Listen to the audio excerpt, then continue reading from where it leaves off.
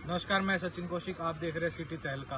सोनीपत के अंदर सरकारी अस्पताल के अंदर एक टेंडर को लेकर अनियमितताओं को बरतने का मामला सामने आया था, जहां पर देवेंद्र गौतम ने सीएमओ पर आरोप लगाए थे कि जो भी टेंडर पास किए जा रहे हैं वह सिर्फ अपने जानकार को दिए जा रहे हैं, जिस पर प्रतिक्रिया करते हुए सीएमओ ने लीगल नोटिस भिजवाया और एक शिकायत दर्ज थाने सेक्टर 27 में करा दी। जिसके बाद देवेंद्र गौतम ने एक प्रेस कॉन्फ्रेंस के जरिए साबित किया कि ये सब जो नोटिस है मेरे पास आए हैं और मैं भी इसको लीगल के तरीके से ही आगे लेकर जाऊंगा और मैं भी कानूनी कार्रवाई करते हुए इस लीगल नोटिस का जवाब दूंगा। फरवरी और 16 मार्च को मैंने अलग अलग प्रेस कॉन्फ्रेंस की थी, जिसके अंदर 2 टेंडरों को लेकर के मैंने कुछ खुलासे किए थे। नागरिक अस्पताल सोनीपत के अंदर सरकार के जो नियम थे उनको दरकिनार करते हुए अपने चहेतों को लाभ पहुंचाने की नीयत से टेंडर अलाट कर दिए गए थे। उसको लेकर के प्रेस कॉन्फ्रेंस की गई थी, लेकिन जैसे ही प्रेस कॉन्फ्रेंस हुई तो जो कहते हैं ना, जब चोर होते हैं जो लोग, उनको सबसे पहले दर्द होता है, वो सबसे पहले तिलमिला उठते हैं। तो वही हालात मुझे तो सिर्फ संदेह था कि ऐसा हो सकता है कि नागरिक अस्पताल की मुख्य स्वास्थ्य अधिकारी भी इसके अंदर शामिल हो। लेकिन जिस प्रकार से मेरे पास डिफेमेशन का, चरित्र हनन के आरोप लगा करके, ब्लैकमेलिंग, एक्सटोर्शन के आरोप लगा करके, डिफेमेशन मतलब इनका जो लीगल नोटिस अधिवक्ता के थ्रू, और एक शिकायत जो कि 367(5)A जिसका नोटिस नंबर है, मेरे को सेक्टर 27 थाना से प्राप्त हुआ, जिसके अंदर मुझ पर 6 आरोप उस शिकायत के अंदर लगाए गए। ये आरोप नागरिक अस्पताल में कार्यरत सीएमओ के द्वारा लगाए गए। वो महिला है या पुरुष है, इससे मुझे कोई फर्क नहीं पड़ता। मेरी लड़ाई भ्रष्ट सिस्टम के साथ है, भ्रष्टाचार के खिलाफ है।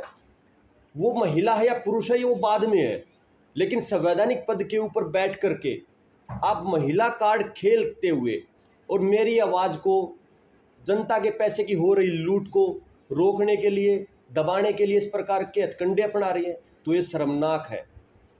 मेरे ऊपर आरोप लगाया गया साइबर अपराध और मॉर्फिंग का करते। मेरे ऊपर आरोप है एक महिला अधिकारी की गरिमा को ठेस पहुंचाना। मेरे ऊपर आरोप है मान हानिकारक यूट्यूब सामग्री प्रसारित करना। चौथा आरोप है किसी तीसरे व्यक्ति को शामिल करते हुए टारगेटेड हरासमेंट करना। 5वां आरोप लगाया जबरन वसूली और ब्लैकमेलिंग, एक्सटोर्शन एंड ब्लैकमेलिंग। 6ठा आरोप लगाया आदतन शिकायत करने वाला। ये 6 आरोप मेरे ऊपर लगाए। मैं आज इसका रिप्लाई जो है थाना के अंदर जो संबंधित आईओ से मेरे पास मैसेज, व्हाट्सएप मैसेज मुझे प्राप्त हुआ था, उनको मैं वहाँ शामिल जांच होकर के मैं दे के आया हूँ। इसके अंदर मैं एक बात स्पष्ट कर देना चाहता हूँ, जो मैंने इस नोटिस के अंदर कुछ मुख्य चीज बातें बताई गई है मेरे द्वारा, वो है कि मेरे द्वारा उठाए गए सभी मुद्दे तथ्यों के आधार पर, दस्तावेज के आधार पर और सार्वजनिक हित पर आधारित हैं। इनमें किसी भी प्रकार की साइबर अपराध, मॉर्फिंग, महिला की गरिमा को ठेस पहुंचाना, मानहानि, जबरन वसूली या ब्लैकमेलिंग शामिल नहीं है। हम किसी महिला की गरिमा को ठेस पहुंचा दी, भाई सामने जो संवैधानिक पद है, सीएमओ, चीफ मेडिकल ऑफिसर, मुख्य स्वास्थ्य अधिकारी, उसके ऊपर महिला या पुरुष हो, मैंने ये सोच के तो ये चीज़ें नहीं उठा रखी ना। मैंने कभी मीडिया के माध्यम से कभी मैडम का नाम लिया, लेकिन मैडम खुद कह रही कि मेरा चरित्र हनन किया गया है प्रेस में, तो सरासर गलत है। इस प्रकार के हथकंडे, महिला कार्ड खेलना आपको ऐसी गरिमामयी पोस्ट के ऊपर बैठ करके शोभा नहीं देता। मैंने तथ्यों के आधार पर, कागज सामने रखते हुए, मीडिया के सामने रखते हुए सरकार तक हो रहे भ्रष्टाचार को पहुंचाने की कोशिश की है। आप भी अपने कागज तथ्य रखते जब आपने पीसी बुलाई अपने नागरिक अस्पताल के अपने दफ्तर के अंदर, तथ्यों के आधार पर मुझे झूठा साबित करते, तब आप मुझ पर मानहानि करते कि मेरे जो है पोस्ट को गलत तरीके से असेसमेंट उनके द्वारा किया गया है मीडिया में, तो ये सरासर गलत है। जो 2 टेंडर आईडी इसके अंदर लिखी हुई है, मैं प्रेस नोट आपके पास भेजूंगा, वो भी दिखाऊंगा कि भाई इनके अंदर मैंने बोला था कि अनियमितता बरती गई, मनमाने तरीके से शर्तें चेंज हुई। सरकार की किसी गाइडलाइन के अंदर वो शर्तें नहीं लिखी गई थी कि 100 किलोमीटर के दायरे के अंदर आपको टेंडर देना है, या एक ही जगह की 5 कंपनियां एक ही व्यक्ति से संबंधित है, तो कौन बेवकूफ़ इस धरती के ऊपर कि पांचों टेंडर जो हो वो एक ही व्यक्ति के पास जा रहे हैं? क्या अलग अलग कंपनियों के पास नहीं जा सकते थे? क्या हर मैं फ्री हूँ, स्वतंत्र हूँ कोर्ट में जाने के लिए भी, क्योंकि सरकार से यहाँ के जो स्थानीय विधायक है, स्थानीय नेता है, प्रदेश अध्यक्ष है, जिला अध्यक्ष हैं, यहाँ के भाजपा के नेता लगातार अपनी जी हजूरी करवाने में लगे रहते हैं अधिकारियों से। वो कभी भी जा करके नहीं जागते अस्पताल के अंदर क्या हो रहा है। तो अब तो मजबूरी हो गई कि सरकार के नुमाइंदों ने जब संज्ञान नहीं लिया, अधिकारियों ने जब संज्ञान नहीं लिया, डीजी हेल्थ के लगातार मैडम उसके आदेशों की अवहेलना कर रही है, तो अब मुझे कोर्ट का दरवाज़ा खटखटाना पड़ेगा। आधार मेरे पास ये है, सभी जो आरोप है वो निराधार है, और मैं अब आप भविष्य में भी इस प्रकार के जो खुलासे हैं वो करता रहूँगा। बहुत जल्द आपको आशा वर्कर भर्ती घोटाला आपके सामने मैं लेकर के आऊँगा। जिस प्रकार से नौकरी देने, क्योंकि चौटाला साहब ने भी नौकरी दी थी, 10 साल की सज़ा काट करके आई हैं, वही हालात सोनीपत के अंदर मैडम के द्वारा किए गए हैं। अपने चहेतों को नौकरी पर रख लिया, जो योग्य उम्मीदवार थे उनको हटा दिया, जबकि लिस्ट बनी थी योग्य उम्मीदवारों के साथ। तो ये नहीं कह सकता, लेकिन तिलमिलाहट जरूर है, हड़बड़ाहट बोल है ये, क्योंकि आपको अगर आपके ऊपर आरोप लगे हैं तो आप सहन शक्ति अपनाते हुए शालीनता के साथ उसका रिप्लाई दे सकते थे। जो डॉक्यूमेंट मैंने मीडिया के सामने समक्ष रखे हैं, प्री कॉन्टैक्ट इंटीग्रिटी पैक्ट है, आपके एफिडेविट मैंने दिखाए हैं, आप वहाँ निकाल करके मीडिया को दिखा सकते थे ना, जिस आपने पीसी बुलाई, लेकिन नहीं दिखाए। सीधा आरोप लगा दिए, मेरा चरित्र हनन कर दिया, डिफेमेशन मानहानि कर दी, ब्लैकमेलिंग, एक्सटॉर्शन। आप कैसे प्रूफ करेंगे एक्सटॉर्शन मैंने किया, जबरन वसूली, ब्लैकमेलिंग कैसे प्रूफ करेंगे मैंने खुद पैसा मांगा, जबकि मेरे पास एविडेंस है कि मेरे पास डिमांड भेजी गई है चुप रहने के लिए पैसों की, और मेरा कोई नज़दीकी मित्र है, मैं उसका नाम नहीं लेना चाहता, और मैं मैडम और वो शुभम, मैं दोनों को आगाह कर देना चाहता हूं कि मैं जिस दिन नाम खोलूंगा तो वो सारी ऑन रिकॉर्ड मेरे पास है कि मेरे पास डिमांड भेजी गई है। शुभम का आपने जिक्र किया, एक ही बंदे हैं, मैंने उसके आपको अभी दोबारा भी मैं पेपर दे दूंगा, पैन कार्ड सेम है, शुभम ही उसको लीड कर रहा है, उसका जो जीएसटी नंबर, उसकी जो जीएसटी रिटर्न जा रही है वो सबमिटेड बाय शुभम है, वही पैन कार्ड है।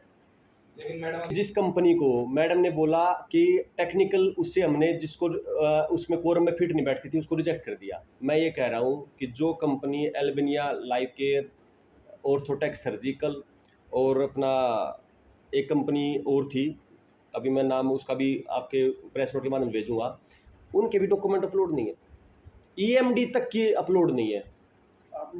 तो क्या लगातार लड़ाई लड़ रहे हैं, जनता के प्रति हम जवाबदेह हैं और उनके हकों की लड़ाई हम लड़ते रहेंगे। ये कुछ तस्वीर मैं आपको दिखा रहा हूँ जो मेरे द्वारा सोशल मीडिया पर डाली गई थी, जिसके अंदर बोला गया मॉर्फिंग तस्वीरों में, बल्कि डिफेमेशन के अंदर जो अधिवक्ता जी है उन्होंने बोला कि मेरी क्लाइंट की ऑफिशियल फोटोग्राफ आपने इस्तेमाल की है।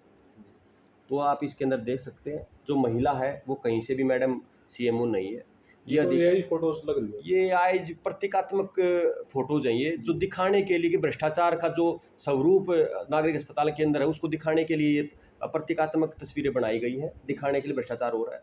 ये कोई भी उनकी ऑफिशियल है, तो यहाँ मॉर्फिंग वगैरह की मैंने उनके फोटो के साथ कोई छेड़छाड़ की है, कतई जो आरोप वो गलत है। ये लाखों रुपए की ऑफर है वो, कोई भी जो भी मेरा नज़दीकी है उनके द्वारा की गई। और शुभम कहाँ से कन्वर्ट हुआ, मैडम के द्वारा कन्वर्ट हुआ। मैंने ये अभी बिल्कुल नहीं कहा, मैंने ये कहा कि राजनीतिक संरक्षण प्राप्त है मेरे ऊपर। नेता कोई दबाव में, सबको पता है कि मैं दबाव नहीं सहन करता। मैं एफआईआर दर्ज करवाई है, सरकार इनकी है, ये राजनीतिक संरक्षण प्राप्त ये भ्रष्टाचार है। नहीं तो अभी तक क्या मैं दो प्रेस कॉन्फ्रेंस कर चुका, बार बार मैं सोशल मीडिया के माध्यम से बता रहा हूँ, क्या नेताओं के पास खबर नहीं जा रही है, आगे स्थानीय विधायक के पास खबर नहीं जा रही है, जो अपनी चीज़ों के अंदर मशगूल है, लेकिन ये भ्रष्टाचार दिखाई नहीं दे रहा। एक अस्पताल है, ट्रामा सेंटर की रिक्वायरमेंट सोनीपत को है, दूसरा तो कहाँ से बनाएंगे, नागरिक अस्पताल ही नहीं सुधर रहा है, तो ये चीज़ उनको दिखाई नहीं दे रही है। लेकिन स्थानीय विधायक या स्थानीय नेता, प्रदेश अध्यक्ष हैं, वो कुछ नहीं बोल पा रहे, तो कहीं ना कहीं राजनीतिक संरक्षण ये प्राप्त है। ये चीज़ें तभी हो पा रही है जब उनको राजनीतिक वो मिली हुई है। वो कह रही हैं, उन्होंने एक शिकायत में लिखी हुई है, ये आरोप मेरे ऊपर लगाया कि he is doing conspiracy against me so that I get transferred from Sonipat, कि मैं मतलब कॉन्स्पिरेसी रच रहा हूँ कि ट्रांसफ़र हो जाए सोनीपत से मैडम का। अगर मेरे अंदर इतनी ताकत होती और अगर मैं करवा पाता, मैं ट्रांसफ़र नहीं करवाता, मैं सीधा टर्मिनेट करवाता, क्योंकि सीएमओ यहाँ पर बहुत सारे पहले भी आए हैं, आगे भी आएंगे, लेकिन जिस प्रकार का भट्ठागोल नागरिक अस्पताल का इस दौरान हुआ, इस कार्यकाल के दौरान हुआ है, आज से पहले नहीं हुआ। आगामी रणनीति कोर्ट का दरवाज़ा खटखटाएंगे और जो भी लीगल रेमेडीज होगी हमारी, वो लेकर के हम जाएंगे। ये डॉक्यूमेंट मेरे पास है, तथ्यों के आधार पे हम बात कर रहे हैं, वही कोर्ट के समक्ष रखेंगे। हमारे यहाँ नहीं दिखा रहे तो वहाँ कोर्ट में दिखाने तो पड़ेंगे, कागज़ तो हम निकलवाएंगे। धन्यवाद।